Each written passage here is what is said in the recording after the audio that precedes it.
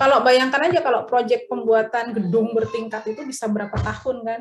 Bertahun-tahun kan selesainya si pembuatnya atau si arsitek atau siapa teknik bangunannya kan pasti dia punya planning gitu. Gak mungkin kalau yang udah profesional itu pasti punya planning sehingga nanti dia harus mengejar deadline-nya. Nah, kalau dia punya planning dia harus tahu urutan-urutan kegiatannya dan dia harus bisa menjadwalkan dulu planningnya. Ini kita bicara planning ya, nggak harus terus diterapkan. Kalau udah punya planning kan tinggal nanti dijalankan. Kalau planningnya nggak sesuai kan tinggal dibelokkan atau kita ubah jadwal itu bisa gitu.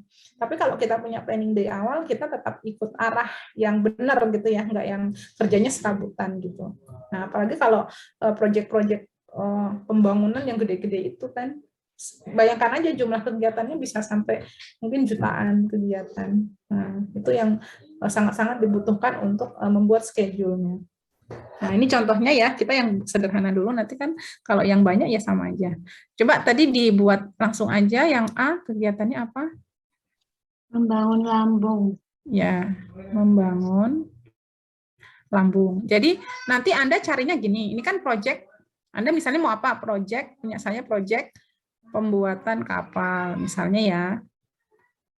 Nah, terus yang perlu Anda cari nanti yang pertama ini kan simbol kegiatannya. Terus ini nama kegiatannya.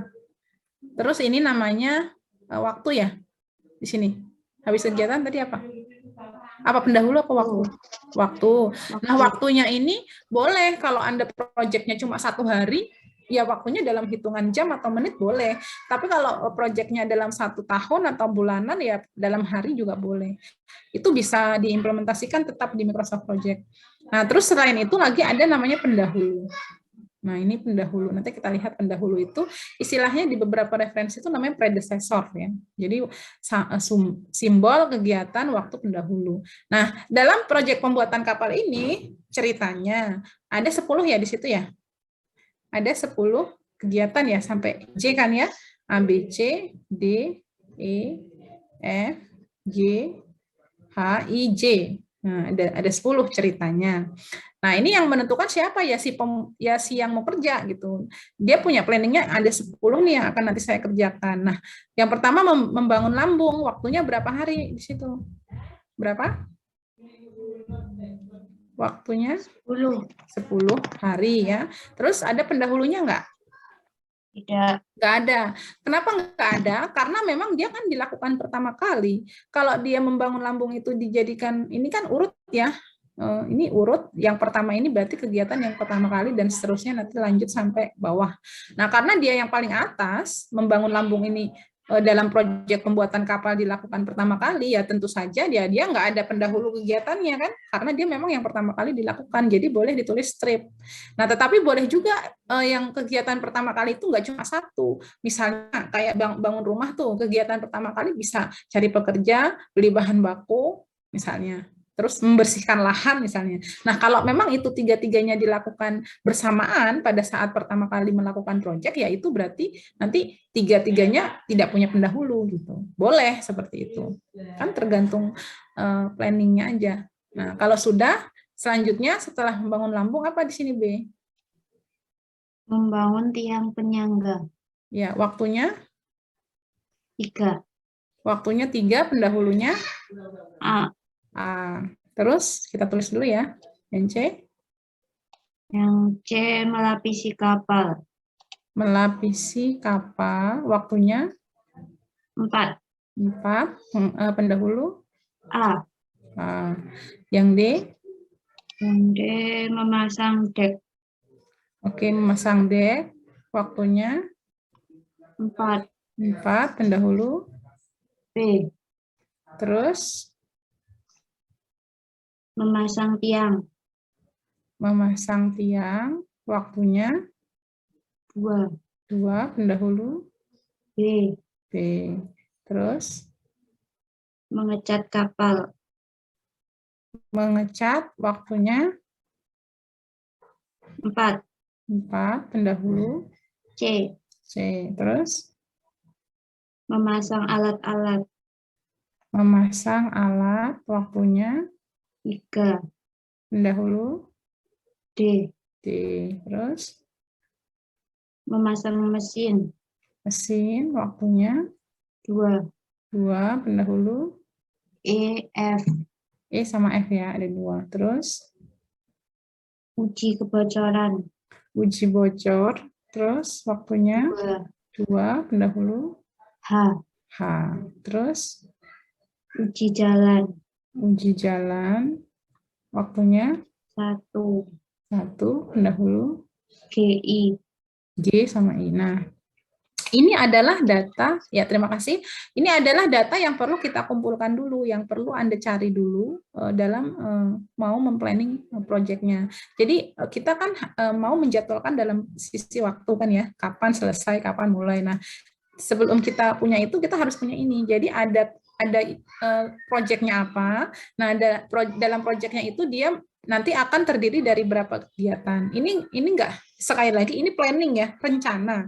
Jadi kalau rencana itu kan yang kita pikirkan, tapi berdasarkan fakta-fakta yang sudah ada kan gitu. Jadi nanti kalaupun ada perubahannya nggak terlalu banyak kan gitu. Yang namanya orang sudah kerja dalam satu bidang, dia pasti sudah punya rincian atau langkah-langkah yang harus dia lakukan seperti proyek-proyek sebelumnya kan gitu. Nah, kita harus punya ini dulu. Jadi dalam membuat proyek pembuatan kapal rencananya kita sudah akan melakukan yang pertama membangun lambung, membangun tiang, melapisi kapal, membuat dek, memasang tiang, mengecat, memasang alat, memasang mesin, uji bocor, dan akhirnya uji jalan. Nah, ini kan rencana yang harus step-step yang kita lakukan. Kemudian waktunya juga kita sudah punya reng-rengan kan gitu. Waktunya ini kita deadline nih dalam membangun lambung 10 hari, kan deadline ya. Kan kita bisa mengira-ngira. Terus membangun tiang ini cuma 3 hari, melapisi kapal dan seterusnya sampai uji jalan ini cuma 1 hari. Terus setelah itu kita juga punya urut-urutannya secara logika. Kalau kita melakukan pekerjaan yang sudah berulang, membuat proyek lagi, dia kan sudah tahu nih urut-urutannya, habis ini apa kan gitu. Nah, ini maksudnya seperti itu. Jadi pendahulu ini adalah karena kegiatannya nanti mau kita jadwal dan kita butuh kegiatan sebelumnya tuh ada apa enggak. Nah, itu kita perlu data kegiatan pendahulu atau predesesor istilahnya. Nah, dalam hal ini membuat kapal, yang pertama itu dilakukan membangun lambung. Jadi kita planningnya ini membangun lambung nih, kita harus lakukan pertama kali. Berarti dia nggak punya pendahulu. Kalau misalnya ada 2 ya berarti nanti yang B juga nggak punya pendahulu boleh.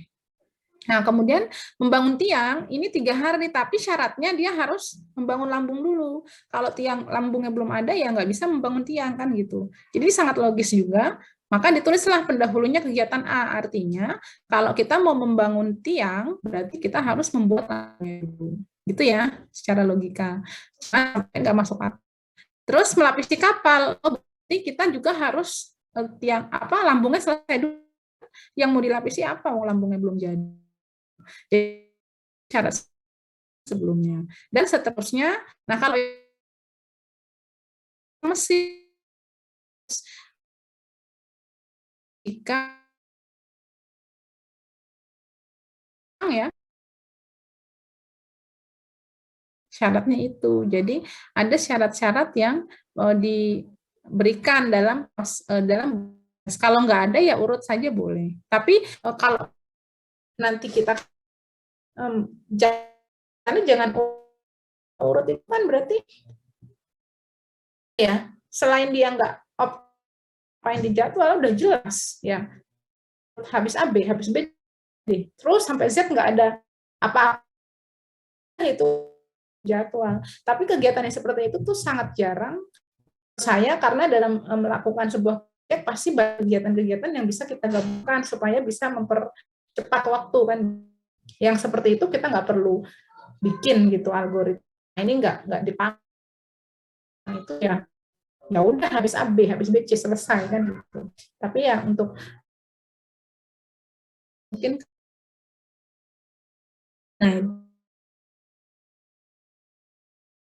ini dalam waktu hari jangan ya, buatkan aja kegiatan baca di sekali tentang kasus-kasus CPM ya, critical path method. Nah, ini dicari. Oke, sampai sini saya nanti tugasnya Anda harus minimal 20 kegiatan. Terserah proyek apa saja, setiap kelompok, minimal kegiatannya harus 20. Jadi sampai OPQRS sampai, nah waktu sama terserah. Anda bisa berkreasi sendiri sesuai kegiatan tema. Kemudian kalau sudah, berarti langkah kedua kan buat diagram. Datanya lengkap akan membuat diagram jaringan kapalnya. Oke, kita mulai ya. Kan dalam membuat diagram jaringan ulang ada 3 simbol yang digunakan: anak panah dan anak panah putus-putus. Nah, anak panah menyimbolkan kegiatannya, jadi nanti kegiatan ini disimbolkan dengan anak panah, terus dikasih huruf, ya, terus dikasih waktu. Nah, sedangkan yang lingkaran tadi atau note itu nanti untuk menyimbolkan awalan dan akhirnya dalam sebuah kegiatan.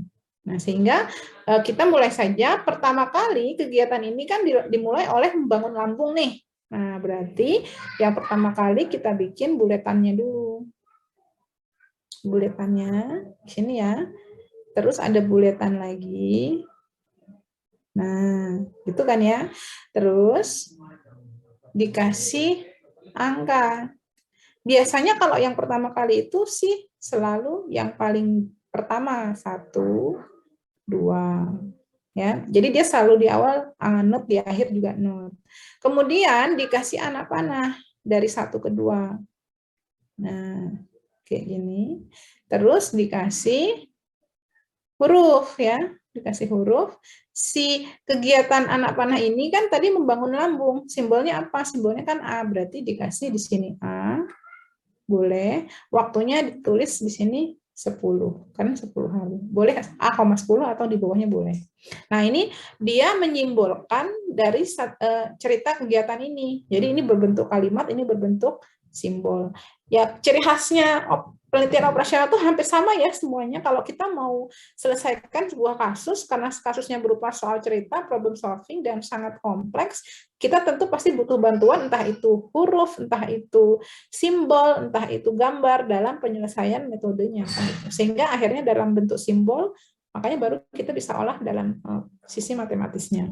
Rata-rata mirip ya seperti itu. Nanti kalau sudah selesai baru kita interpretasikan kembali ke soalnya. Seperti simplex, transportasi kan rata-rata semua seperti itu.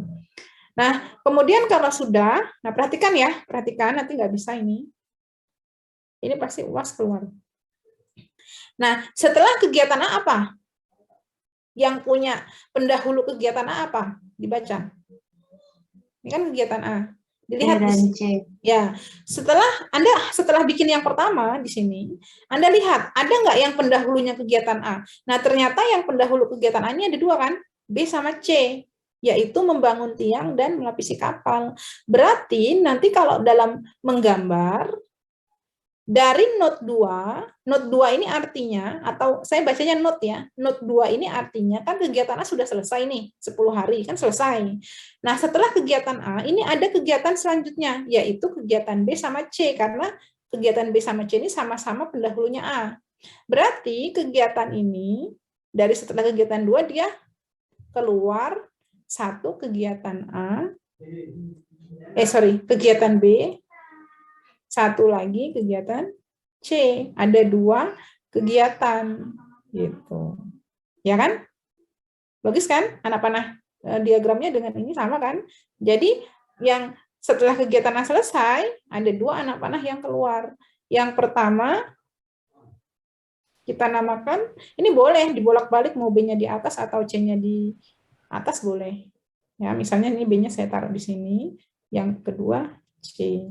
Nah, B-nya berapa hari? B-nya 3 hari, C-nya 4 hari.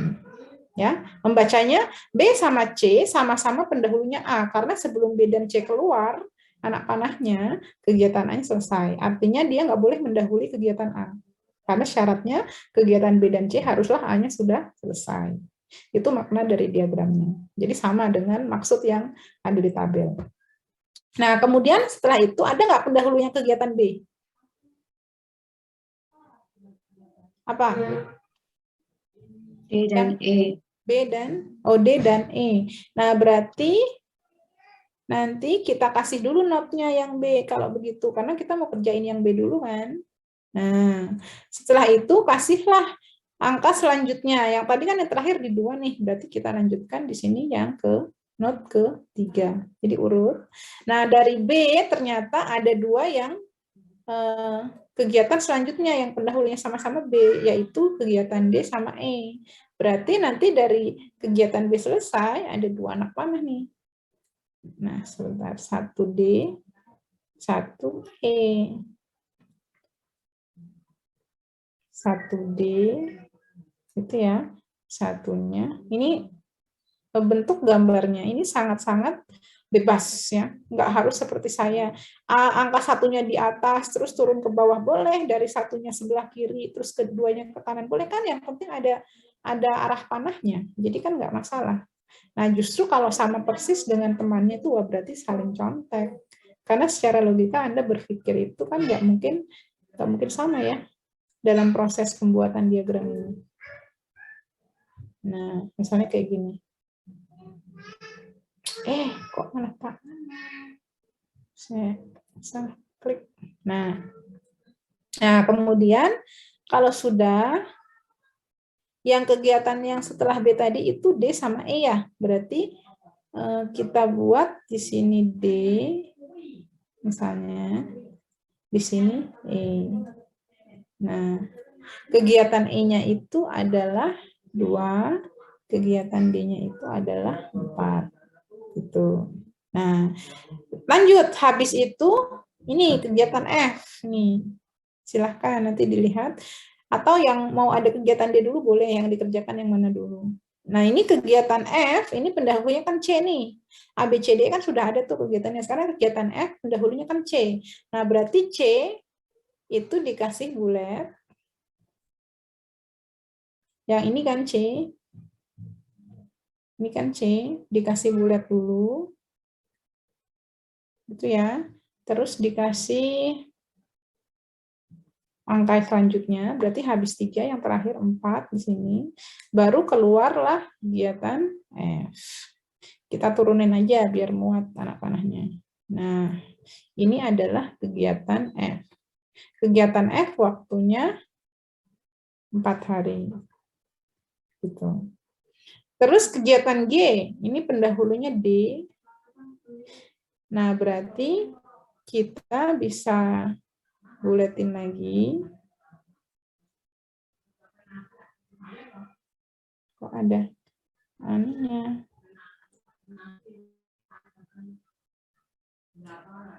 Kegiatan D itu setelahnya ada kegiatan G ya. G kan pendahulunya D nih. Nah, saya kasih bulet lagi.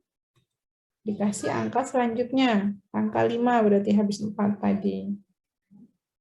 Nah, baru muncullah kegiatan G. Bisa tuh ke sini juga. Turun, biar muat ya. Kalau mau ke samping, nggak apa-apa. Kalau mau dari bawah ke atas juga nggak apa-apa. Karena kita punya arah panah, jadi membacanya nggak akan salah. Terus H, pendahulunya E sama F. Nah, ini berarti hati-hati nih. Boleh juga dalam satu kegiatan dia punya syarat lebih dari 1. Ya seperti ini, bisa EF atau A, B, C, D boleh. Ya sesuai logikanya, sesuai kegiatan yang memang saling berhubungan. Nah, kebetulan H ini memasang mesin, ini pendahulunya harus ada memasang tiang sama mengecat gitu ya. Jadi baru bisa mesinnya dipasang kalau catnya udah selesai. Nah, berarti artinya sebelum kegiatan H dimulai kan E sama F udah selesai nih. Ya enggak? Berarti ada 2 syarat. Kegiatan H baru boleh dilakukan kalau E sama F-nya selesai. Berarti kalau dalam diagram sebelum hanya ini keluar anak panahnya, ini yang masuk harusnya E sama F. Nah, perhatikan hati-hati. Berarti ini kan E nih, ini kan F. Nah, dia harus masuk ke satu not dulu, baru keluarlah kegiatan H. Nah, padahal ini ada D sama gini, berarti ini menghalangi kan ya? Ini bisa ditukar. Berarti ini saya ada salah penggambaran. Ini saya bisa buat kayak gini aja, ditukar. Jadi biar nggak menghalangi, ini saya kasih bulat. Ya, Terus saya kasih anak panah lagi, biar nggak menghalangi, saya tukar E-nya sebelah situ, D-nya sebelah sini. Nah, terus ini E-nya saya hapus, gitu ya. Ini saya hapus. Nah, yang tadi kan di sini apa tadi? E ya, D ya. Nah, berarti ini saya pindah D-nya di sini. Waktunya 4 hari. Setelah itu tadi setelah dia ada G, waktunya 3 hari. Terus yang ini jadi E ya. E, pendahulunya kan D, waktunya 2 hari. Nah, jadi ditukar aja. Supaya ini tadi yang H, E sama F-nya bisa masuk dalam satu not. Nah, berarti kita lanjutkan kan ya, H ini kan pendahulunya 2 nih, E sama F. Jadi ini, sebentar. Yang apa, yang E-nya sama F-nya, itu masuk ke not yang sama. Ini saya buat lagi yang panjang. Nah, ini tarik ke sini. Yes, gini ya.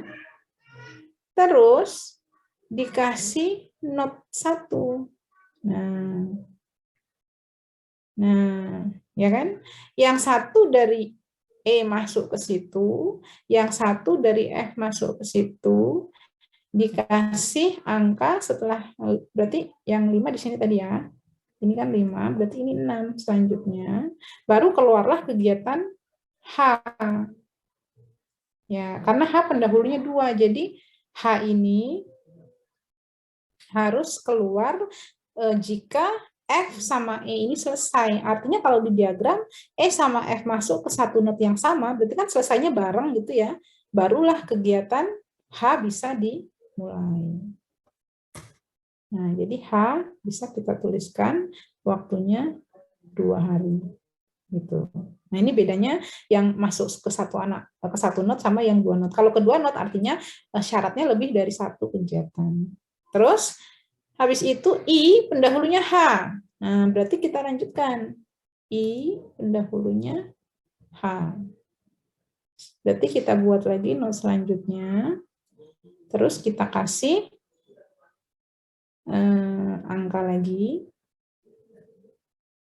Ya, 7. Itu kan ya, baru keluar kegiatan I. Nah, terus yang terakhir J pendahulunya G sama I. Nah, berarti J ini sama juga kayak tadi, ada 2 yang kesatuan yang sama, G sama I. Berarti ini kita tulis dulu ya, I waktunya 2 hari. Ini kan I waktunya 2 hari. Oke. Nah, terus kemudian yang terakhir J, pendahulunya G sama I. Nah, ini G-nya nih saya bikin lagi yang agak panjang. Dia terus masuk ke sama dengan I sini ya. Terus kita buat lagi notnya. Nah, ini ceritanya dikasih angka berapa? 8 ya. 1 2 3 4 5 6 7 8. Ini adalah kegiatan J. Kita bisa turunnya. Nah, bisa Anda lihat bahwa kegiatan J itu keluar setelah kegiatan I sama not ini. Artinya dia selesai, I sama G, baru kegiatan J bisa dimulai. Terus udah selesai kan? Berarti tinggal ditambahin 1 not terakhir. Kalau sudah yang nggak ada lagi lanjutannya, kegiatan terakhir berarti berada di not paling menuju not paling akhir, yaitu ke not 9. Nah, ini kurang lebih adalah diagram jaringan dalam proses pembuatan kapal. Panahnya harus menujunya benar atau benar. Kalau bentuk harus seperti ini, boleh ke kiri, ke atas, itu boleh-boleh saja. Yang penting kan dia menujunya benar ke B sama C. Kenapa? Karena kegiatan B sama C ini pendahulunya A, jadi B dan C harus sebelumnya ada kegiatan A yang masuk. Terus kegiatan D pendahulunya B. Nah, D kan di sini ya, pendahulunya yang masuk B. Begitu juga kegiatan E, pendahulunya juga B, berarti yang masuk sebelum E mulai itu B. Terus kegiatan F ini, jadi sebelum F dia masuk C. Kemudian G pendahulunya D. G pendahulunya kan harus D dulu di sini. Kemudian H pendahulunya 2, I sama F, berarti E sama F bisa dimulai jika E dan F masuk ke not ini, baru mulai H. Kemudian H selesai, I pendahulunya H, berarti sebelum I ini H masuk, dan yang terakhir J pendahulunya G sama I. Jadi J bisa dimulai setelah G sama I-nya masuk ke not yang sama, baru bisa J mulai, dan akhirnya di kegiatan J di not terakhir. Nah, ini namanya diagram jaringan kerja. Bisa dipahami sampai sini? Atau ada yang mau ditanyakan dulu? Gimana? Boleh ya ditanyain. Kalau nggak ngerti, saya ulangin. Atau sudah cukup, saya lanjutkan.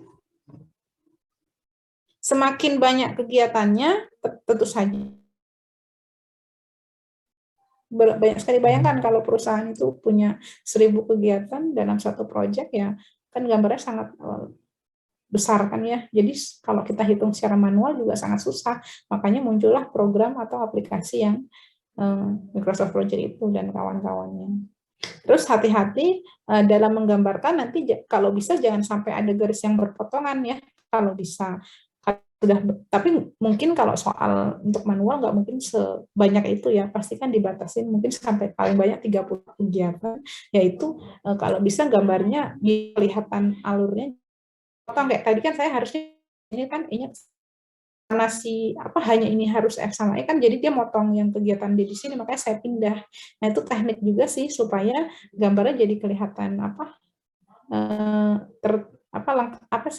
terpotong gitu ya. Jadi supaya lebih rapi, kita bisa caranya bisa dan sebenarnya gambarnya nggak harus garis lurus juga ya, namanya gambar untuk menyimbolkan kegiatan. Boleh pakai lingkar gini juga boleh aja, nggak masalah. Melingkar juga boleh, terus agak kayak kurva juga boleh. Kan yang penting yang di sini yang ditunjukkan anak panahnya. Sebenarnya nggak apa-apa sih, nggak masalah.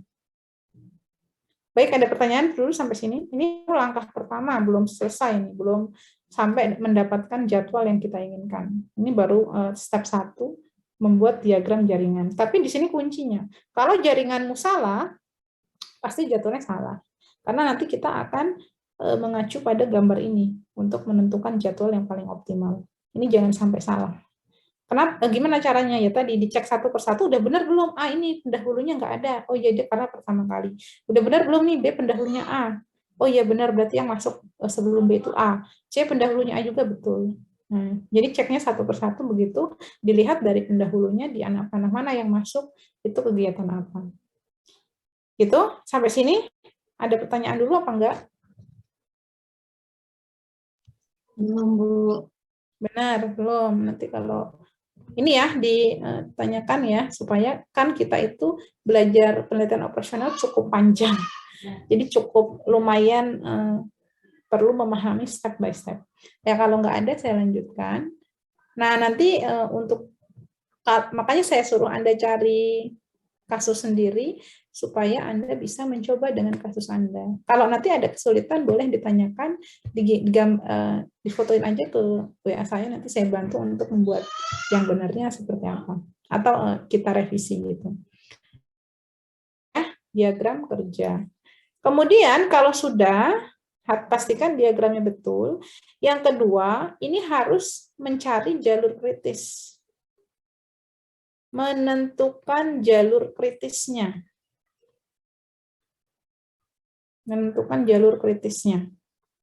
Nah, menentukan jalur kritis ini juga lumayan kalau banyak kegiatannya. Nah, kalau sedikit sih agak mending.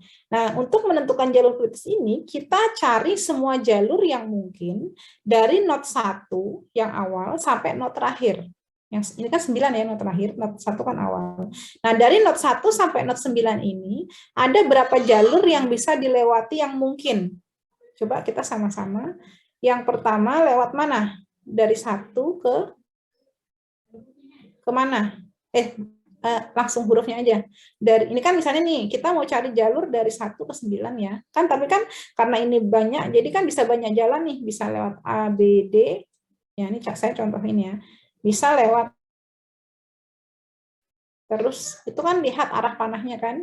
Habis dari D ke G, terus dari G ke J. Ada jalan lagi nggak? Coba sebutkan. Yang kedua bisa lewat mana lagi? Dari mana? A, B, A, C, F, A, C, F, H, H, J, I, J ya. Perhatikan arah panahnya. Terus ada lagi nggak? Jalur lain. Apa? A, B, E, F, H, I, J. HIJ. A, B, E, lewat F nggak? Iya, F, H, I, J. Masa? Dari A, B, A, B, E, enggak, H. H, I, J. Nah, ya itu hati-hati. Nah, ada lagi nggak jalurnya? Sudah cuma 3 doang apa ada lagi? Sudah. Nah, ini nanti yang agak perlu Anda teliti lagi juga, kalau nanti Anda bikin punya Anda, pastikan jangan ada jalur yang terlewat. Jadi semua harus di-list jalur yang mungkin dari kegiatan pertama sampai terakhir, atau dari not 1 sampai not terakhir. Pastikan ada berapa jalur, semua harus ditulis. Nah, ini algoritmanya memang kayak gitu. Ya, jadi setelah dibikin diagram jaringan, kita harus cari jalur kritis, tapi kita harus cari seluruh jalurnya dulu, baru kita dari semua, kalau nanti ada yang kelewat, jangan-jangan itu yang kepilih gitu takutnya, jadi jalur kritisnya, makanya nggak boleh ada yang kelewat. Nah, kalau punya saya ini kebetulan cuma 3 jalur, jadi saya tuliskan, udah dituliskan semua ya. Nah, terus kita hitung waktunya masing-masing, tinggal dijumlah aja. Yang A, B, D, G, J berapa jumlahnya? Anda tinggal lihat ini kan, ini J itu 1 ya.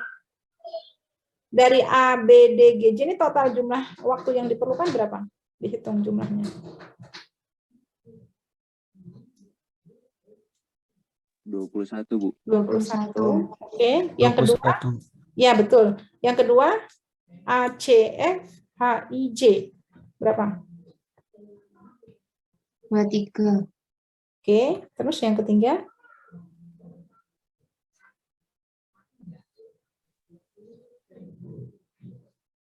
A, B, E, H, I, J. 20. Oke. Nah, dari semua jalur yang sudah kita list tadi, terus sudah kita tentukan lama waktunya masing-masing. Nah, berarti kita sekarang bisa menentukan mana sih jalur kritisnya. Makanya disebut jalur kritis, kita hanya boleh pilih, nggak harus satu sih, bisa aja lebih, tetapi yang seperti apa. Nah, logikanya gini, jalur kritis ini nanti yang akan menjadi kunci, ya, lamanya project. Jadi nanti ketika kita sudah menentukan jalur kritis, waktu yang dituliskan di sini adalah jadi waktu penyelesaian yang paling optimal. Nah, dengan kata lain, kalau kita menyelesaikan seluruh kegiatan pembuatan kapal ini dari A sampai J, ini waktu yang paling optimal itu nanti ditentukan oleh si jalur kritis ini, yang apakah 21, 23, atau 20. Nah, kita harus milih, tapi yang penting seluruh jalurnya sudah diketahui dulu. Nah, yang mana ya? Berarti kan kalau yang masalah optimal ini, pasti kalau nggak yang paling kecil, yang paling besar dong. Nggak mungkin yang tengah-tengah, namanya juga optimal kan. Tetapi hati-hati, kita harus, ini sebenarnya algoritmanya logika banget gitu. Kalau misalnya kita, atau menurut Anda dulu, kira-kira waktu yang paling optimal itu di waktu yang paling kecil atau yang paling besar? Kecil. Yang paling kecil ya, berarti di sini berapa? 20 ya. Dari seluruh jalur kan yang paling kecil 20. Nah, sekarang kita lihat nih. Kalau kita ambil yang 20, berarti kan jalurnya A, B, E, H, I, J kan ya. Yang jalur ketiga ini kan, berarti kan ini nih. A, B, E, H, I, J. Nah, coba sekarang gini. Oke, kita mulai dari kegiatan A, selesai. Terus lanjut kegiatan B. Oke, terus lanjut kegiatan E. Nah, terus lanjut kegiatan H. Sampai kegiatan B aman gitu ya.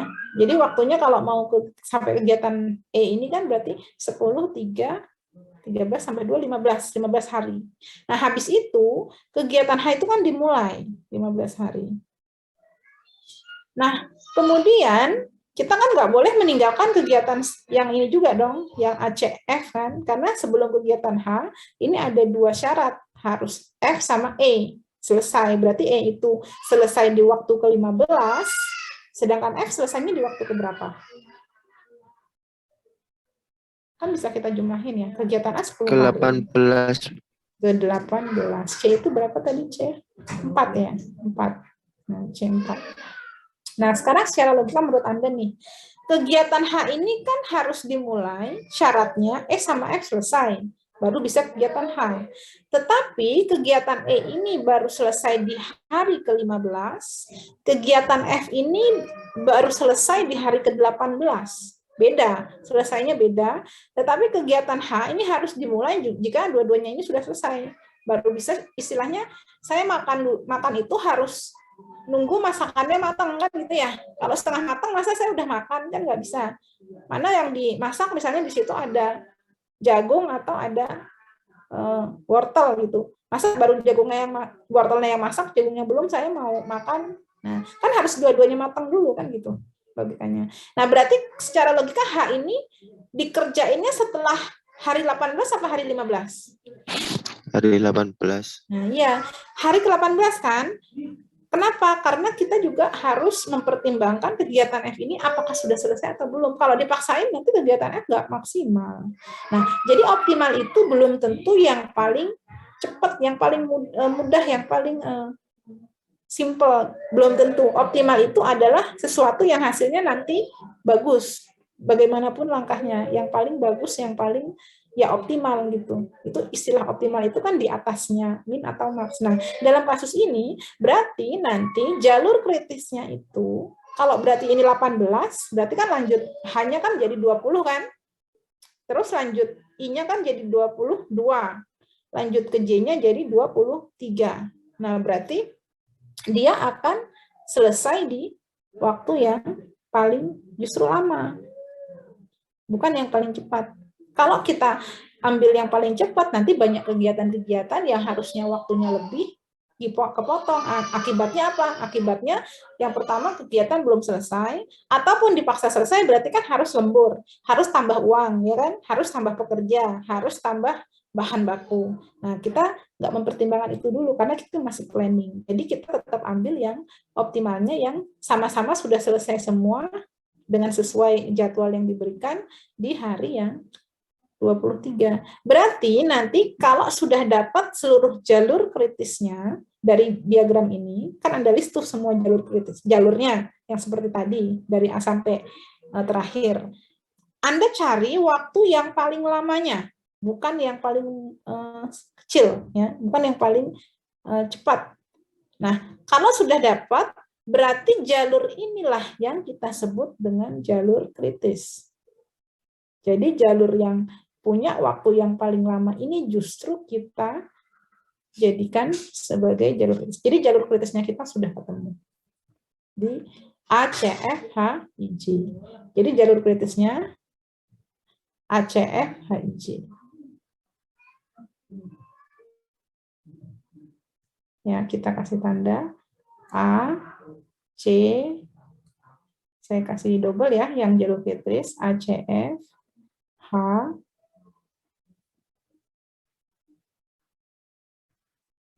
I, J. Nah, ini jalur kritisnya. Nah, ini akan jadi kunci nanti, akan jadi kunci perhitungan dalam penjadwalan. Jadi kita sekarang mengacu ke jalur ini, jalur kuncinya ini. Gitu ya. Nah, nanti kalau punya Anda misalnya nih, ketemu 10 jalur yang mungkin dari awal sampai akhir. Nah, dari 10 itu berarti kan ada hitung lagi tuh seluruh jalurnya masing-masing berapa. Seperti ini tadi, 21, 23, 20. Nah, berarti jalur kritisnya dicari yang paling banyak, yang paling besar nilainya. Kalau ada 2 boleh, berarti jalur kritisnya 2, nggak apa-apa. Kalau yang besarnya ada 3, ya berarti jalur kritisnya 3. Nggak apa-apa, jalur kritis boleh lebih dari 1. Itu ya, sampai sini ada pertanyaan? Belum? Oke, kalau belum, saya hapus yang kegiatannya. Tolong nanti yang apa, kalau saya butuh nanti saya dibantu. untuk ingat-ingat ya. Ini kan nggak muat nih, jadi saya hapus saja yang di sini. Nah, jadi sudah separuh jalan sampai sini.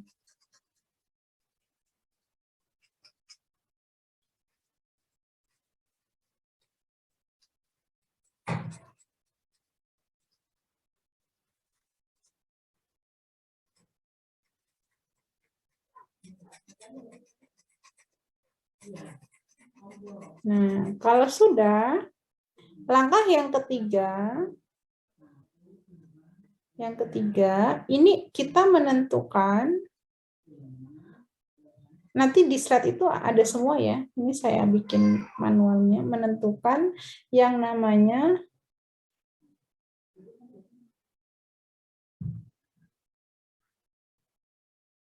alur maju dan alur mundur. Ya, alur maju dan alur mundur. Nah, nanti acuannya dari mana? Dari sini. Tetap mengacu di sini. Nah, perhatikan. Alur maju nanti untuk menentukan waktu tercepat suatu kegiatan. Alur mundur nanti untuk menentukan waktu terlama suatu kegiatan. Jadi nanti kegiatan itu dia nggak harus tepat waktu. Ada juga yang tepat waktu, ada juga yang punya waktu tenggang atau punya kelebihan waktu. Kalau dia nggak punya kelebihan waktu, berarti dia harus selesaikan tepat waktu. Kalau punya kelebihan waktu, berarti boleh dia dikerjakan dalam waktu tertentu, tapi kalau punya kelebihan 2 hari, berarti dia boleh molor sampai 2 hari. Nanti kegiatannya seperti itu. Nah, sehingga perhatikan lagi, kita lihat mulai dari alur maju dulu. Ya, yang pertama kita alur maju dulu. Nah, nanti perhatikan ya, jangan sampai lolos, nanti nggak bisa. Alur maju, algoritmanya ada di PPT, saya langsung aja. Kita simbolkan pakai kotak nanti di sini, istilah simbol aja. Alur maju pakai kotak, jadi nanti di setiap node-nya ini kalian buat kotak-kotak. Nanti ini dalamnya itu ada angkanya. Gitu ya. Terus nanti yang alur mundur, itu Anda kasih misalnya segitiga. Nah, kita bikin alur maju dulu aja ya. Nah, kita mulai, cara menghitung alur maju, itu kotak pertama, berarti kotak di node 1, kan ini kotak, node 1 ini kan yang pertama kali mulai tadi, kita kasih nilai 0. Nah, artinya apa? Karena tadi alur maju itu menentukan waktu tercepat, berarti kegiatan A ini paling cepat dilakukan di waktu ke-0 ya, karena memang dia pertama kali kan gitu. Ya udah di waktu ke-0, belum ada kegiatan sebelumnya. Nah, selanjutnya kita maju, namanya juga alur maju kan ya, dari node 1 berarti maju ke node 2. Kita maju ke node 2, kita hitung di sini ya. Di kotak selanjutnya di node 2, ini nanti menyatakan waktu tercepat kegiatan A selesai.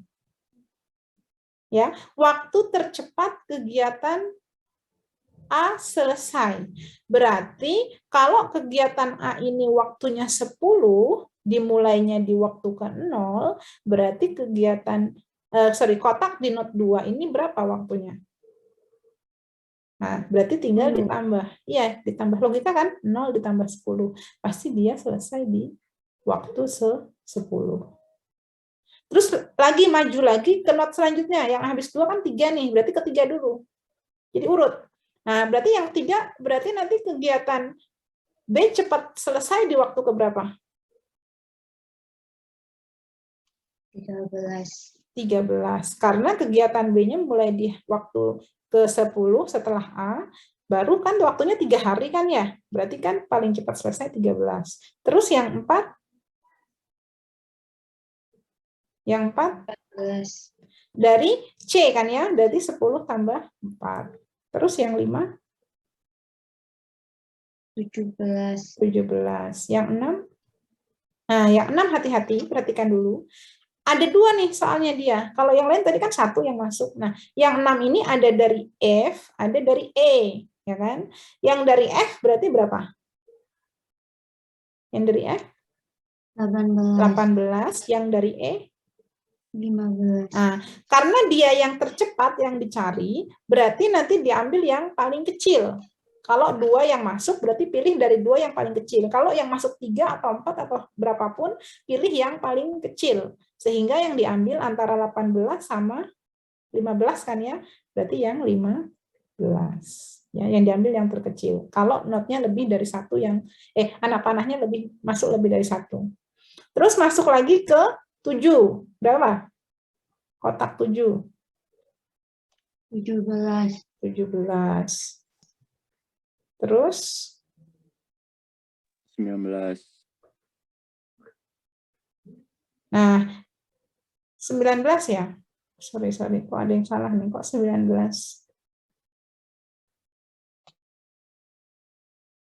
Terus kalau yang ini 70 20 ya, 21 ini kok sana. Ini kayaknya yang terbesar deh, saya kebalik. Coba. Bukan yang terkecil ya, yang terbesar ya kayaknya ya. Sebentar. Ini yang terbesar. Coba kalau kita yang terbesar berapa di sini? Saya ulang ya. 18. Dan kita ulang. Jadi 17. nah, kan harus 23 dapat akhirnya itu. Kalau yang terbesar berarti yang diambil 18. Berarti di sini kan berapa? 20. 20. Ya, benar ya, 23 ya dapat akhirnya. Berarti bukan yang terkecil. Terbalik. Nanti saya ulang dulu. Ini 20 ya. Ya. Terus ini 22. 2. Kalau yang dari sini berapa? Kan ada 2. Dari G sama I, dari G. 20. Ya, benar berarti yang terbesar. Yang terbesar, sorry saya ulang. Kalau dia alur maju, sekali lagi, jika dia anak panahnya cuma 1, langsung ditambahin aja. Tapi kalau anak panahnya lebih dari 1, berarti Anda cari yang terbesar. Oh ya, karena algoritmanya tadi di sini, kita kan harus mengambil yang terbesar. Jika ada 2 yang kegiatan yang masuk tadi, kenapa kita ambil yang terbesar ya tadi alasannya? Kalau kita ambil yang terkecil, dia kan nggak nututin kan ya, yang terbesarnya belum selesai. Makanya ini berdasarkan algoritma tadi yang penjelasan saya yang logika tadi, jadi tetap yang diambil yang terbesar. Itu alasannya. Kenapa? Ya? 22 ya. Kok tulisnya 21 sih? Salah tulis tadi sebutnya 22 kok. 22 ya, 22 tambah 1 baru 23. Jadi kenapa dipilih yang terbesar? Alasannya yang seperti logika tadi. Kalau kita ambil yang terkecil, dia nggak nututi karena yang satunya kan belum selesai kegiatannya gitu ya. Kalau ada 2 kegiatan yang sama-sama bareng dan harus menjadi syarat satu kegiatan selanjutnya, kita pilih yang kegiatan yang lebih lama. Nah, berarti kan dia sudah selesai. Nah, kalau yang ini kan nggak apa-apa nunggu. Daripada kita pakai yang terkecil, ini belum selesai kan gitu. Makanya dia diambil yang terbesar. Itu kenapa diambil yang terbesar gitu. Gitu ya, ini alur maju. Nah, kemudian yang alur mundur, ini alur maju udah selesai nih, sampai terakhir. Jadi Anda selesaikan penjumlahan kotak-kotaknya yang hijau ini sampai yang paling terakhir. Nah, kemudian yang alur mundur sekarang. Alur mundur. Nah, ini menyatakan waktu terlama. Kalau alur mundur ini waktu terlama. Kalau kotak itu atau alur maju itu waktu tercepat. Kalau alur mundur, saya kasih beda warna ya. Kita kasih segitiga. Ini alur segitiga aja. Segitiga, dia menandakan waktu terlama. Biar beda. Ini cuma simbol saya aja loh ya. Kalau mau dikasih yang lain juga boleh-boleh. Hanya untuk membedakan yang mana yang angka alur maju, yang mana yang angka alur mundur. Oke, sekarang perhatikan. Berarti kita sekarang tadi waktu tercepat sudah dapat ya, ingat yang kotak-kotak hijau. Nah, sekarang waktu terlama di segitiga pink ini. Nah, karena dia mundur, kalau tadi kan maju, berarti mulainya dari angka 1 dan seterusnya kan maju gitu ya. Kalau mundur, berarti Anda harus mulai dari yang paling terakhir. Baru nanti mundur ke belakang. gitu. Nah, yang kita mulai dari yang not paling terakhir, ini kan not 9 ya, sudah kita dapat alur majunya, tadi yang terakhir kan 23, sama dengan jalur kritis. Nah, ini harus sama.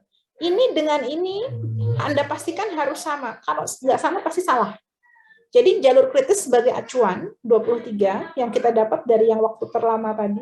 Nah, ketika Anda ngitung alur maju, dia pasti sama waktu terakhirnya dengan lamanya jalur kritis ini harus pasti sama. Kalau nggak sama, cek lagi. Gitu ya. Jadi sama-sama 23 udah pas ini. Nah, baru setelah itu kita masuk alur mundurnya. Jadi maju dulu yang dihitung, baru mundur. Nah, mundur yang kita mulai dari not terakhir, yang 23, maka nanti segitiganya ini juga sama, kita tulis sama 23. Artinya apa? Kenapa sama ya? Karena dia berhenti di kegiatan terakhirnya kan bareng. Di waktu itu, misalnya 23 hari kan berarti ya di hari ke-23, baik waktu tercepat maupun waktu terlamanya. Deadline kan hari ke-23. Jadi diasumsikan segitiga terakhir nanti diisi sama dengan kotak terakhir. Gitu ya. Nah, baru setelah itu mundur.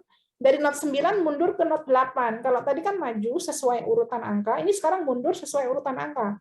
Jadi 23 dikurangi 1. Kalau maju ditambah, nanti kalau mundur dikurang. Nah, berarti berapa nih di segitiga sini? 22. 22. Gitu ya. Dari 8 mundur lagi ke 7. Berapa di segitiga 7? 20.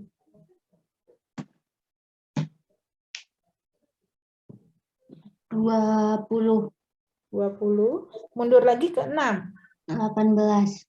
Oke, 5, mundur lagi sekarang 6, 5. Tapi hati-hati 5 kan dari 22 sini. Berarti mundur berapa? 19. 19. Terus 4 mundur 15. 15. Oke, 4. 4-nya mana sih? Ini ya, ini dulu ya. 4-nya. Berapa nih yang di sini?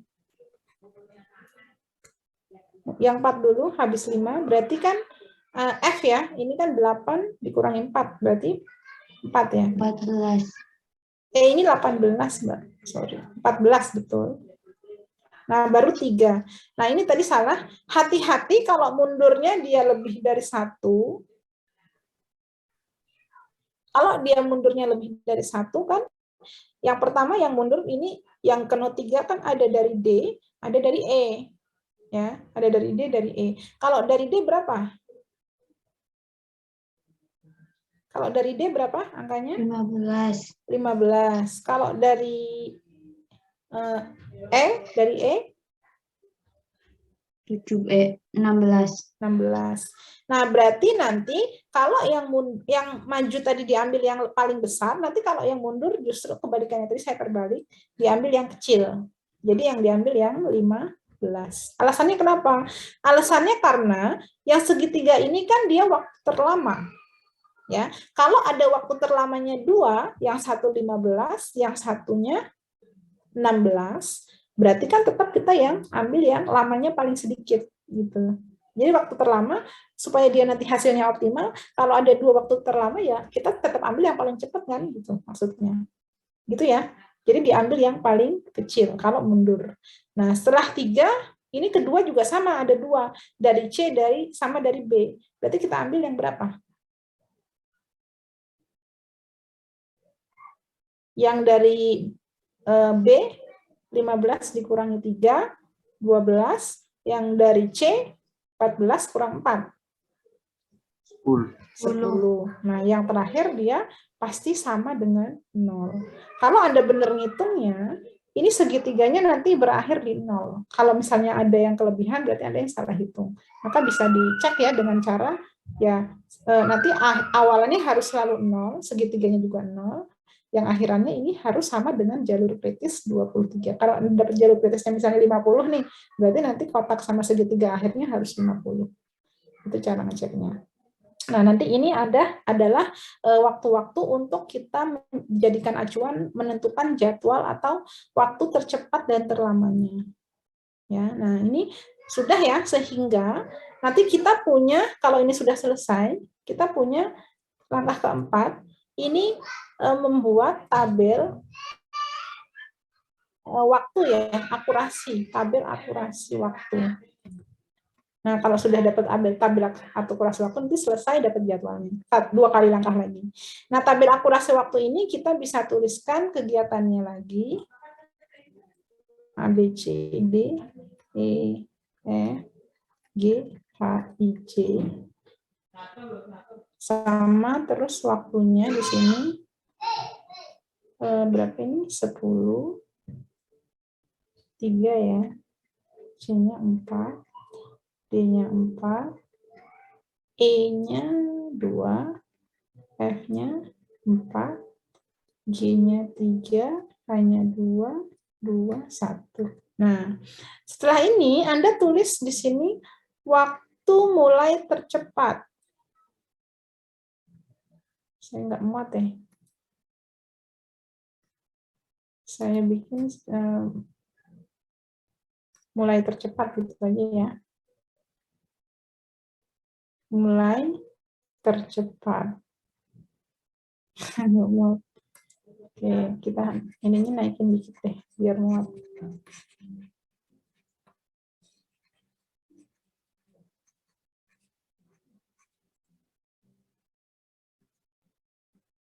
Tabel akurasi waktu ini yang langkah keempat. Ya, ini kan kegiatan, ini waktu, nanti Anda bikin di sini mulai tercepat, selesai tercepat, mulai terlama. Ini nanti ada ya di slide. Nanti kalau di sini nggak jelas, cek di slide. Tulisannya aja kan yang nggak jelas. Selesai terlama. Terus nanti di sini, ini istilahnya dia apa?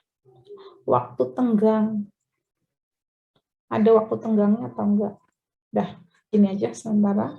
Nah, kita lihat waktu mulai tercepatnya itu kita lihat dari kotak kosong, dari kotak hijau ya, kotak hijau. Sedangkan waktu tercepat dari kotak hijau, sedangkan waktu terlama dari segitiga pink ya. Tadi kan sudah dijelaskan kalau kotak ini waktu tercepat, sedangkan kalau alur maju ya, alur mundur ini adalah waktu terlama. Nah, sehingga mulai tercepat kita mulai dari kegiatan A nih. Perhatikan kegiatan A. Perhatikan kegiatan A.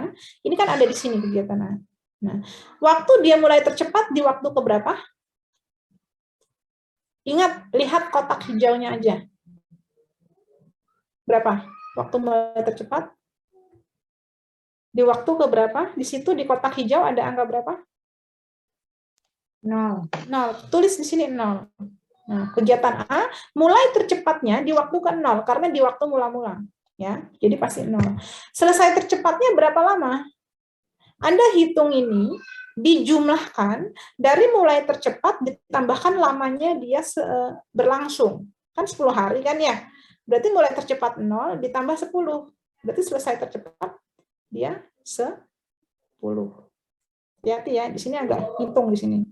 Nah, kalau sudah dapat mulai tercepat, selesai tercepat, Anda loncat dulu, selesai terlama dulu yang Anda lihat. Nah, kalau selesai terlama, Anda lihat segitiga pinknya yang terakhir.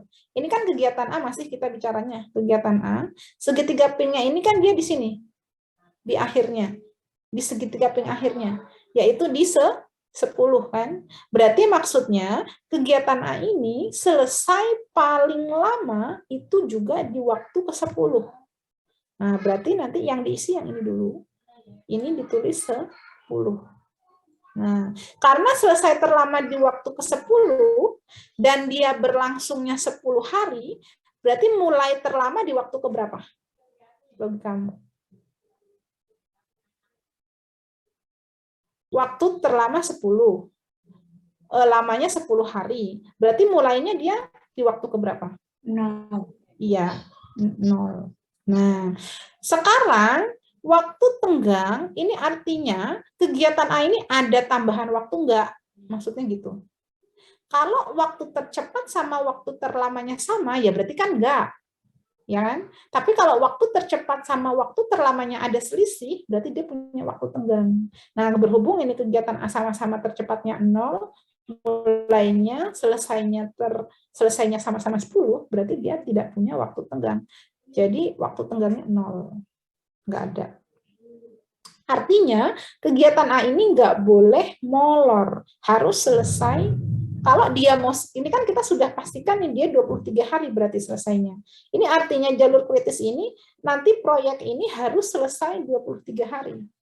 Harus selesai berdasarkan perhitungan optimalisasi, dia harus selesai selama 23 hari berdasarkan jalur kritis. Dan berdasarkan perhitungan maju mundur nih, kan udah jelas nih di hari ke-23. Berarti kalau kita mau jalankan ini dan dia akan selesai di hari waktu ke-23 atau di hari ke-23, maka kegiatan ini nggak boleh molor, harus tepat waktu. 10 hari harus selesai 10 hari. Nah, kalau molor berarti nanti akan mempengaruhi selesainya yang 23 hari ini, berarti ketambahan, jadinya molor semua gitu. Itu aturannya. Nah, terus ya, lanjut ya. Yang kegiatan B sekarang. Perhatikan, ini susah gampang. Kegiatan B kita lihat nih, kegiatan B di sini. Ini kegiatan B. Berarti mulai tercepatnya di hari keberapa dia? Sorry, di waktu keberapa? 10. Ya, betul. Tulis di sini 10. Nah, waktunya selesai? 13. Nah, terus loncat ke sini lagi. Selesai terlama? 14. Kegiatan B. Segitiga yang 13. pink. Segitiga pink. 15. Nah, hati-hati nih. Kalau dia selesai paling lama di waktu ke-15, sementara kegiatannya berlangsungnya cuma 3 hari, berarti dia mulai paling lama di waktu keberapa? 10. 12. 12. Bisa nggak dibedain sama yang di atasnya? Ini artinya gini, bedanya kalau yang di atas ini kan harus tepat waktu. Ini artinya kalau kegiatan B, dia nih boleh nih dikerjain di selesainya kegiatan A kan misalnya nih, kegiatan A misalnya selesainya tanggal 9 misalnya kan ya. Berarti kegiatan B ini kan mulai tanggal 10 kan ya. Karena dia waktunya 3 hari, kalau dia mulainya tanggal 10 kan berarti 10, 11, 12. Berarti kan selesainya harusnya tanggal 12. Nah, tetapi karena dia punya tenggang waktu sampai tanggal 15, boleh juga dia dikerjain dari mulai tanggal 13 atau di waktu ke-12. Jadi ini kan selisih ya, waktu ini kan selisih, bukan hitungan tanggalan, beda. Jadi boleh dikerjakan dari waktu ke-10 sampai waktu ke-13 karena 3 hari, tapi dia boleh molor sampai di waktu ke-15. Kalau di waktu ke-15 kan berarti mulainya di waktu ke-12. Jadi paling lama dia mulai itu boleh di waktu ke-12. Boleh molor selama sekitar 2 hari kan gitu ya. Iya enggak? Berarti kan dia punya waktu tenggang selama berapa?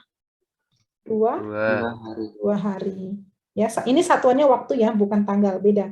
Jadi ngitungnya nanti selisih antara selesai terlama dan selesai tercepat, atau selisih dari mulai terlama dikurangi mulai tercepat. Nah, ini bedanya dengan yang kegiatan A tadi. Kegiatan A ini nggak boleh molor, kalau kegiatan B ini dia boleh molor. Gitu. Coba sekarang yang kegiatan C, mulai tercepat berapa? 10. Selesai tercepat? 14. Terus loncat lagi. Selesai terlama? 14. Mulai terlama? Mulai terlama 10. Berarti kan sama nih. Berarti dia nggak punya. Artinya dia harus tepat waktu juga kegiatan C. Kegiatan D? Mulai tercepat? 13. Selesai tercepat? 17. Selesai terlama? Terlama 19. Ya, mulai terlama dikurangi 4 berarti ya. 15. Nah, berarti tenggangnya berapa hari? 5. 5? 2. 17. 15 kurangi 13 atau 19 kurangi 17. Yang E. Yang E?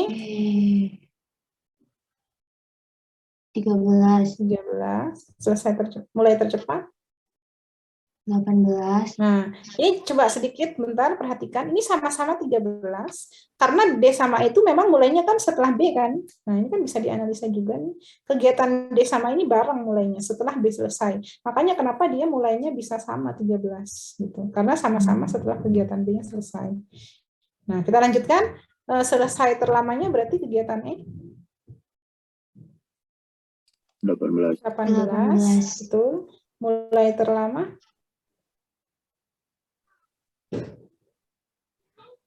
selesai tercepat kok ini 18 ya, benar nggak? Selesai tercepat bukan 18 ditambahin kan cuma 2 hari. Caranya dijumlahin aja selesai tercepatnya itu di waktu 13. Ini kan mulai lihat nih, mulai ini kan ini kan 13 mulainya, ditambahin dia kan waktunya 2 hari kan ya, berarti 13 tambah 2. 15. Ya kan? 15. Kalau Anda mulai di tanggal 13, waktunya cuma 2 hari, berarti kan besok udah selesai. Tanggal 14 kan selesai. Kalau sehari kan hari ini aja. Kalau 2 hari kan hari ini sama besok.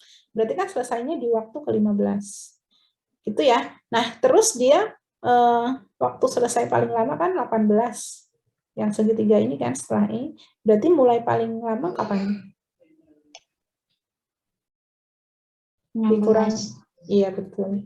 Selisihnya, tenggangnya 3. Nah, hati-hati ya. Mungkin bisa jadi kita rumuskan juga untuk mencari ini, ya kita bisa langsung pakai rumus ditambahin aja. Kalau untuk selesai tercepat ini ditambah dari mulai terlama dengan waktunya. Kalau untuk mencari selesai terlama ini diambil dari selesai paling lama dikurangi waktunya, gitu. Nah, yang F sekarang. Waktu tercepat mulai 14. F 14 ya. Oh iya betul 14. Selesai ditambahin 18. Selesai terlama 18. Mulai terlama kurangi lagi 14. ya, selisihnya nggak ada ya, kan sama 0. Terus dikit lagi G mulai tercepat 18. berapa? 8. G 17. Itu di kotak hijau ya. Terus selesai tercepat 22. ditambah, jangan lihat kotak hijau, ditambah 20. Terus mulai selesai terlama 22. 22, betul. Mulai paling lama 19. Selisihnya 2. Terus yang H waktu tercepat mulai 18. Oke. Terus 20. Terus selesai terlama 20. Ini 18 ya, ini 0. Terus yang I 20. mulai selesai tercepat 22. Selesai paling lambat 22. Oke, mulai terlambat 20. Oke, waktunya 0. Yang terakhir J mulai 22. paling cepat 22. Selesai paling cepat 23. ya 23. Selesai paling lambat 23. Ini 22, ini 0. Nah, selesai ya. Nah, kita bisa analisa kalau hitungan kalian nanti benar, ya, itu pasti nilai yang terakhir itu sama dengan lamanya jalur kritis dan nilai kotak dan segitiganya. Ini kan pas 23. Ini harus sama dengan jalur kritis, harus sama juga dengan kotak dan segitiganya. Ya, jadi ini untuk analisa aja, jangan sampai beda. Kalau beda berarti ada yang harus Anda cek dalam perhitungan tadi. Walaupun sebanyak apapun nanti pasti ketemunya di sini di akhir sama dengan ini.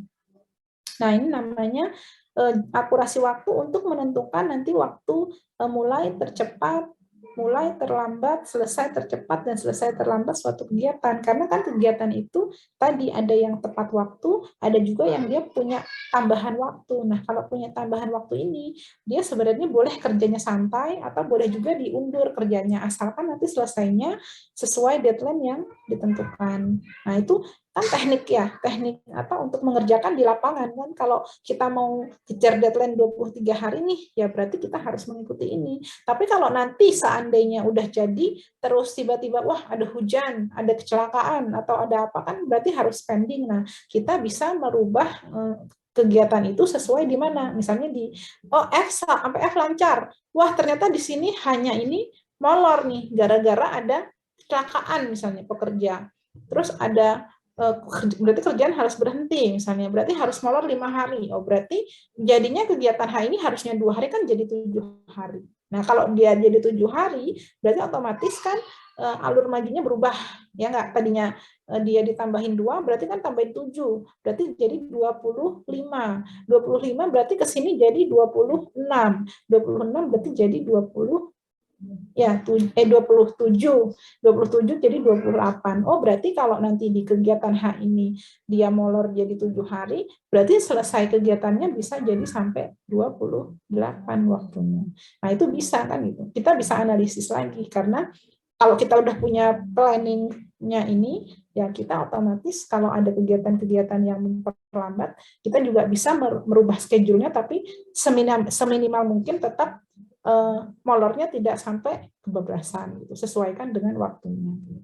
Nah, berarti ada beberapa yang harus setelahnya yang harus kita ubah tanggalnya kan gitu. Nah, ini hampir selesai, masih belum sedikit lagi. Nah, kemudian tinggal schedule aja. Schedule. Mungkin muat ya, mudah-mudahan di tengah sini. Semoga. Sedikit lagi pakai hitam aja deh. Nah, yang kelima, ya di sini aja. Berarti kita sudah bisa menentukan schedule. Berarti kita punya kegiatan A, B, C, D, E, F, G, H, I, J. Ya, sampai J. Nah, schedule-nya kan kita namanya planning, kita memulainya kapan? Terserah dong. Oh iya, mulai proyeknya tanggal 1 Januari 2021, boleh gitu. Kita mulai berarti 1 Januari 2022 misalnya. Ya kan? Berarti kegiatan A ini ya sudah kita mulai 1 Januari. Nah, perhatikan buat jawab mudah, gampang logika. 1 Januari ini kegiatan A dimulai. Anda ini bisa lihat di tanggalan gitu ya. Pakai tanggalan boleh dibantu. Karena kegiatan A dari akurasi ini sudah kita hitung dan dia waktunya 10 hari tanpa tambahan waktu, berarti harus selesai 10 hari kan ya.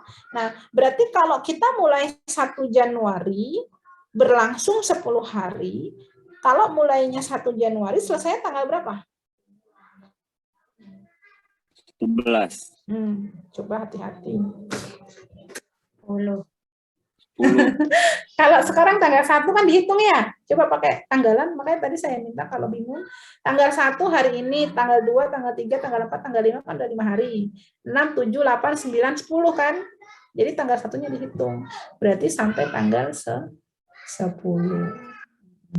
Berarti kalau si pekerja ini mau ngikutin schedule dan nanti mau selesai 23 hari, kalau dia memulainya tanggal 1 Januari, ya harus selesai kegiatannya tanggal 10. Kalau dia molor, berarti nanti kegiatannya, planningnya akan berubah semua, nggak sampai 23 hari. Itu ya jadwalnya. Kan nggak ada tambahan waktu. Nah, kalau dia memulainya tanggal 2, ya boleh. Tinggal dihitung aja, 2, 3, berarti tanggal 11 selesainya. Tetapi nanti ada pilihan, kalau dalam pengerjaan realnya, kan yang namanya orang kerja tuh butuh libur kan ya, mungkin minggu libur kan gitu, ada yang Sabtu Minggu libur, ada yang tanggal merah libur. Nah, kita boleh menyesuaikan. Tapi kalau borongan kan nggak ada libur, kan boleh juga. Nah, biasanya cowok-cowok nih. Kalau nanti di misalnya ada soal atau ada syaratnya hari Minggu dikasih hari libur, ya berarti jangan dihitung ya. Berarti kan 1 minggu 7 hari. Berarti jadinya minggu libur. Berarti kalau dengan libur hari Minggu, misalnya catatannya berarti selesainya tanggal berapa? Tanggal 11, berarti kan? Kalau 1 Januarinya misal hari Senin, Selasa, Rabu, Kamis, Jumat, Sabtu. Nah, minggunya kan nggak dihitung. Ya kan? Berarti kalau minggunya di tanggal 7, berarti kan tanggal 7 nggak dihitung. Berarti tanggal 8, 9, 10, 11, 10 harinya. Gitu ya. Jadi silahkan bisa dimodifikasi. Mau libur seminggu sekali, atau mau nggak libur, atau mau dikasih libur setiap tanggal merah, itu silahkan menyesuaikan. Kalau nanti yang schedule ini kita bisa dengan bantuan kalender. Ya, tinggal syaratnya pakai hari libur atau tidak. Nah, sekarang asumsinya saya biar mudah nggak usah pakai ya, biar Anda lebih paham dulu. Nanti kalau ada pakai ya tinggal disesuaikan aja pakai kalender. Nah, berarti gitu. Yang kegiatan A berarti harus selesai tanggal 10 karena 10 hari dan tidak punya tambahan waktu. Nah, sedangkan kegiatan B, perhatikan nih kegiatan B. Kegiatan B itu Anda lihat nih di sini. Kegiatan B itu pendahulunya kan kegiatan A, ya kan? Syarat nih. Kegiatan A aja selesainya tanggal 10. Kalau kegiatan B pendahulunya kegiatan A, dan kegiatan A itu selesainya tanggal 10, berarti kegiatan B mulai kapan? Tanggal berapa?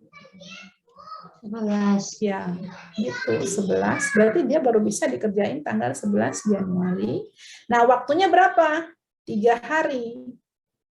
Berarti sampai tanggal berapa kalau dari tanggal 11, 3 harinya sampai tanggal 13. 13. Ada tambahan waktu enggak? Nih, di sini dilihatnya. Ada kan 2 hari. Nah, berarti kalau sampai tanggal 13, molor 2 hari berarti boleh sampai tanggal berapa? 15. 15 ya. Kalau 14 kan molor 1 hari. Ya, betul. Sampai tanggal 15, berarti bisa dikerjain dari tanggal kalau tanggal 15 paling lama dia molornya, berarti mulainya bisa paling lama kapan? Samain aja kan 13 sampai 15 itu 2 hari, berarti ini tanggal 13 kan? Soalnya kan 3 hari. Kalau tanggal 15 dia molor paling lama dan waktu pengerjaannya 3 hari kan berarti mundur aja 15, 14, 13. Jadi artinya ini bedanya dengan yang A nih. Kalau yang A nggak punya waktu tambahan berarti harus betul-betul selesai di tanggal 10, sedangkan kegiatan B ini setelah kegiatan A berarti kan tanggal 11 mulai. Tapi karena dia punya waktu tambahan, boleh dikerjain tanggal 11, nanti selesainya tanggal 13, atau kalau dia mau molor, boleh molor sampai tanggal 15. Kalau tanggal 15-nya berarti dia bisa mulainya paling lama tanggal 13. Maksudnya gitu, ada reng-rengan waktu supaya dia nggak terlambat. Lewat dari tanggal 15 dia akan mempengaruhi seluruh schedule. Nah, itu bedanya jadwal antara si A sama si B. Jadi ini acuan nih buat si pekerjanya. Nggak boleh saya molor sampai tanggal 15. Jadi mau molor boleh tapi harus deadline tanggal 15 selesai untuk kegiatan B. Sedangkan kegiatan A harus tanggal 10. Gitu ya. Terus kegiatan C, tanggal berapa? Kegiatan C ini sama, pendahulunya kegiatan A, berarti tanggal berapa? Sama-sama. Kegiatan C itu pendahulunya kan A. Nih, perhatikan. Ini kan C nih, pendahulunya A. Berarti tanggal berapa kegiatan C mulai? 11. Kan A itu mulai selesainya tanggal 10. Waktunya C, 4 hari. Nggak punya waktu tenggang ya, sama, 0 dia. Berarti selesai tanggal berapa? 14. Udah, nggak boleh di molor-molorin lagi. Kegiatan D. Kegiatan D, perhatikan. Kegiatan D itu dimulai setelah kegiatan B selesai.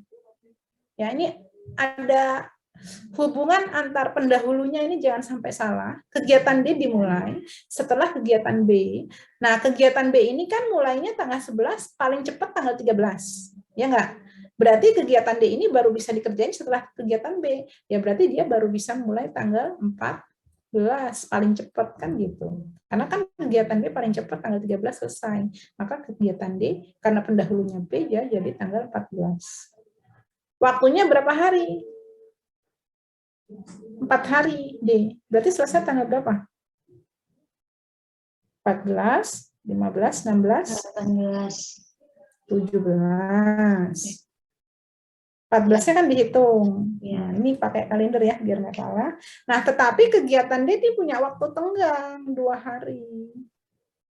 Berarti kalau dia bisa selesai paling cepat tanggal 17, tapi dia boleh molor 2 hari, berarti sampai tanggal berapa? 19. 19. Kalau tanggal 19 mulainya, selesainya, berarti mulainya paling lama tanggal berapa? Berapa?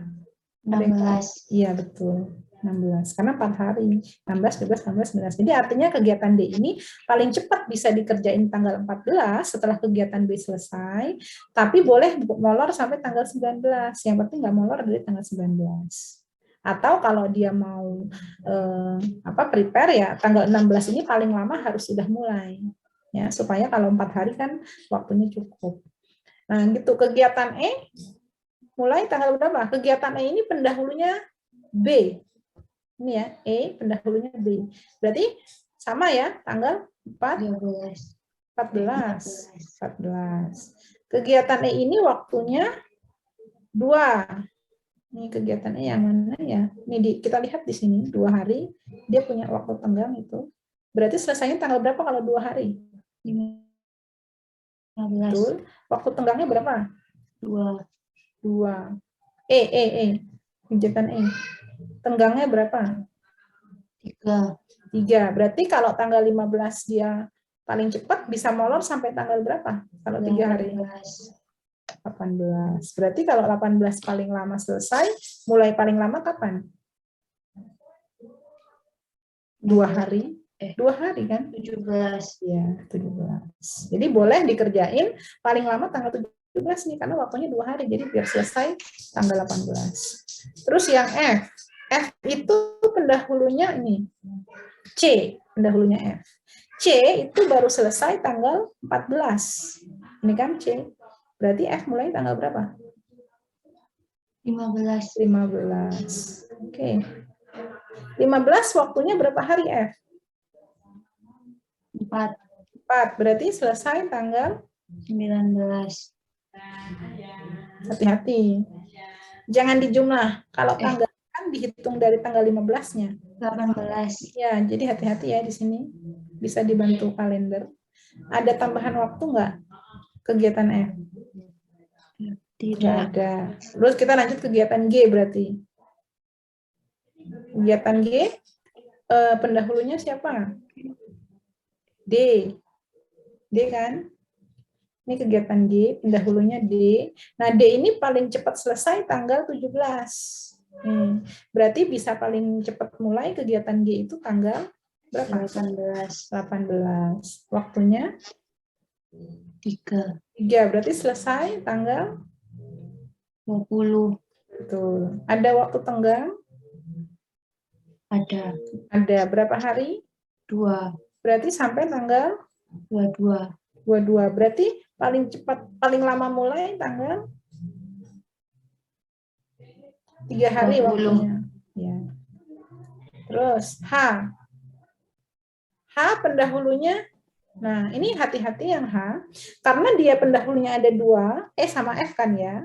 Nah, tadi dari logika kita, kan kegiatan H ini mau mulai kalau kegiatan yang paling lama udah selesai dulu kan, karena supaya nungguin dulu. Kalau kegiatan yang paling cepat yang kita mulai, nanti kegiatan yang lama kita nggak optimal kan gitu. Sehingga kalau ada 2 kegiatan pendahulu, yang H ini ya, sama F kan pendahulunya, Anda ambil kegiatan yang lebih apa?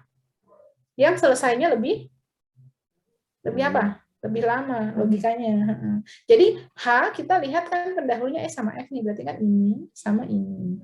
Kegiatan E itu paling cepat selesainya tanggal 15. Kegiatan F paling cepat selesainya tanggal 18. Berarti dia nunggu kegiatan E apa F dulu? F. F. Berarti mulainya tanggal berapa? 19. Yes. Itu bisa ya. Terus berarti harus berapa hari? H itu 2 hari sampai tanggal 20. 20. Ada tambahan waktu nggak? Tidak. Nggak ada. Berarti sudah sampai tanggal 20 aja nih, nggak boleh molor lagi. Kegiatan I setelah kegiatan H. Berarti tanggal berapa? Tanggal 21. 21. selesai tanggal, waktunya 2 hari, 22. 2, nggak ada tambahan waktu ya, 0, di situ udah 0 semua. Terakhir kegiatan J, nah ini ada 2 lagi nih, hati-hati. Pendahulunya 2, G sama I. G itu selesainya, kita lihat di sini, G itu selesainya tanggal 20, sedangkan I itu selesainya tanggal 22, berarti dia nungguin yang apa? Ya, berarti mulai tanggal berapa J? 23. 23, selesai tanggal, waktunya 1 hari. 23. Ya, kenapa? Karena waktunya kan 1 hari ya. Kalau kita kerjain dari pagi kan sampai sore ya. Logikanya kan 1 hari kan dalam 1 hari itu aja. Jadi mulai tanggal 23, selesai tanggal 23. Nah, sehingga kita sudah selesai nih jadwalnya. Ini ore-orean ya. Kalau Anda mau tuliskan lebih rapi lagi, disusun lebih bagus. Nah, kalau Anda pas jawabannya, tentu saja waktunya sudah pasti sama dengan 23 hari yang sudah kita tentukan dari perhitungan jalur kritis. Anda kalau mau hitung, kita kan mulai tanggal 1 nih, ya enggak? 1 Januari tanpa waktu libur tadi kan. Berarti kalau tanggal 1 Januari, waktunya selama 23 hari, kita sudah bisa tentukan deadline-nya pasti di tanggal 23 Januari. Jadi pas, sesuai, dan optimal sesuai dengan waktu yang kita hitung 23 hari tadi. Ini algoritma critical path method, namanya metode jalur kritis. Sampai sini baru selesai, sampai ketemu jadwal yang kita peroleh. Nah, dari sini kita baru bisa kerja. Oh, udah punya nih jadwal acuan. Kalau kita mau sesuai rank waktu yang kita deadline-kan, ya ini harus diterapkan. Ya, tapi bukan berarti terus ini kalau di tengah jalan ternyata ada yang harus molor, ya bisa juga seperti tadi. Berarti dari diagramnya ini bisa kita ubah, berarti perhitungannya nanti ada yang ketambahan sampai belakang, nggak masalah. Namanya juga kan planning kan ya. Jadi planning itu bagus kalau diikuti sesuai waktu. Kalau di tengah jalan ada yang tidak sesuai, kita juga bisa sesuaikan lagi. Tapi kita tetap ikut waktu yang sudah kita tentukan tadi, sehingga kita nggak akan keluar jalur dan nggak akan banyak merugi waktu kan gitu ya. Nah, kira-kira ini untuk metode critical path method ya dalam penentuan kasus penjadwalan yang paling optimal. Nah, penjadwalan ini boleh proyek apa saja. Pokoknya proyek ini bahasannya segala sesuatu yang di dalamnya penyelesaiannya itu terdiri dari kegiatan-kegiatan yang saling berhubungan, itu namanya proyek. Boleh Anda ambil proyek pembangunan, proyek apa tadi, kegiatan apa saja itu ya. Terus membuat kue misalnya kan juga itu sebuah proyek ya. Membuat kue sampai selesai misalnya perempuan-perempuan, atau membuat apa itu kan ya, proyek itu bisa didefinisikan seperti itu. Tapi yang pasti jangan kegiatannya berurutan semua. Kalau berurutan semua ya sudah, nggak usah pakai metode ini, selesai kan ya. Habis AB, habis BC itu nggak perlu kita cari metode optimalnya, udah jelas. Jadi Anda nanti bikinnya, saya minta proyeknya apa saja terserah, minimal kegiatannya 20. Kalau tadi kan saya 10, Anda kegiatannya 20, tapi pendahulunya bisa Anda modifikasi sendiri. Ada yang 1, ada yang 2 gitu ya. Nah, di dalam pembuatannya yang utama grafiknya ini. Kalau grafik salah, bisa ke belakang ini jadi salah semua. Makanya perhatikan utamanya grafiknya atau diagram jaringannya. Ya, itu saya rasa ada pertanyaan sampai sini. Nah, nanti kalau sudah, Anda cari, ini Microsoft Project-nya sepertinya minggu depan aja ya. Kalau Anda sudah dapatkan, tolong nanti Anda install dulu Microsoft Project. Saya minta Microsoft Project aja, mungkin karena lebih populer dipakai ya, dan kita up to date ya, ngikutin perkembangan zaman gitu. Kalau yang pakai Windows CM itu kayaknya terlalu sederhana sih, karena dia kan campur metodenya. Kalau ini khusus penjadwalan. Nah, ini perusahaan-perusahaan juga pakainya Microsoft Project. Nah, nanti di sana Anda cuma tinggal pakai aja ya, bukan codingan tapi aplikasi. Jadi Anda tinggal masukin nanti nama kegiatannya, waktunya, sama pendahulu atau predecesornya, terus di close, klik ya. Nanti ada menu apanya, di situ Anda pelajari, nanti keluarlah hasilnya. Nah, jadwalnya nanti bisa dianalisa sama nggak dengan hasil manualnya. Nanti kita pelajari sama-sama. Jadi tugasnya yang pertama, membuat ini sesuai masing-masing kelompok, dan Coba nanti dibagi tugasnya ya, kan nggak harus satu. Yang lainnya mungkin bisa untuk mempelajari Microsoft Project-nya. Gitu. Ada pertanyaan dari sampai sini? Bu, izin tanya, Bu. Tadi kan Silahkan. ada garis putus-putus ya, Bu. Oh iya, yang Itu. dummy belum ya? Yang dummy itu oke. Gini. Sementara ini dulu, nanti minggu depan saya kasih yang dummy gimana? Yang kasus Baik, Bu. dummy. Memang yang dummy itu malah jadinya sering keluar, tapi kalau yang dummy dia biasanya kasusnya kompleks. Coba saya carikan dulu ya contoh soal yang dummy. Ini dicari, ini dulu aja untuk pembelajaran kalian. Nanti kalau dummy itu sebenarnya sama persis kok, cuma beda di gambarnya aja. Kalau gambarnya nanti, ini kan kebetulan ada dummy-nya. Kalau yang ada dummy-nya nanti, misalnya nih ada kegiatan, nggak apa ya, ini saya coret. Misalnya ada kegiatan satu lagi di sini kan G, misalnya L gitu. Nah ini nggak boleh gitu. Kenapa nggak boleh? Karena kebetulan kegiatan J-nya ini pendahulunya L sama G. Terus L sama G ini kebetulan pendahulunya sama-sama D. Nah mau nggak mau kan gambarnya harus kayak gini gitu loh, double kan di sini. Nah tetapi ini tuh di syarat pembuatan diagramnya nggak boleh, sehingga nanti kalau yang dummy itu yang salah satu L atau G-nya boleh kita ini kan kita ubah, jadi nggak boleh dia sama masuk ke dua not yang sama. Jadi harus kita bikinin not lagi, yang salah satunya boleh L atau G. Misalnya ini not 10 misalnya ya. Nah, yang satu anak panahnya ke sana, yang satu baru didamikan ke 8 gitu misalnya. Nah, sehingga tidak ada dua not yang sama, ada dua anak panah yang kembar. Itu dummy seperti itu. Kalau jika ada pas kita bikin diagramnya itu terus dia harus menggambarkan ada garis anak panah double gitu, itu nggak boleh. Maka nanti ini tugasnya si dummy itu membuat seperti ini. Nah, dia nilainya 0. Nilainya 0. Jadi sebenarnya tidak mempengaruhi perhitungan sama sekali, cuman dalam penggambarannya dia nggak boleh. Nah, sehingga nanti ditulis aja nanti istilahnya dummy 1. Kalau ada dummy lagi di sini dummy 2. Nanti untuk contohnya kita kasih yang minggu depan ya. Sementara yang ini dulu. Kalau ini paham nanti dummy-nya saya rasa sangat mudah, nggak masalah. Gitu. Coba saya carikan dulu contoh kasus dummy. Ada lagi? Nanti Anda cari dulu ya seperti apa punya kalian makalahnya makalahnya apa, kasusnya tiap kelompok. Nanti kalau ada kesulitan boleh dijapri di grup aja. Coba nanti saya lihat gambarnya seperti apa, sudah benar atau enggak. Bisa nanti saya bantu untuk membenarkan. Nah, terus nanti slide-nya yang di PPT, ini kayaknya harusnya tadi di-record, nggak tahu kalian record enggak. Yang PPT-nya nanti saya upload di e-learning ya.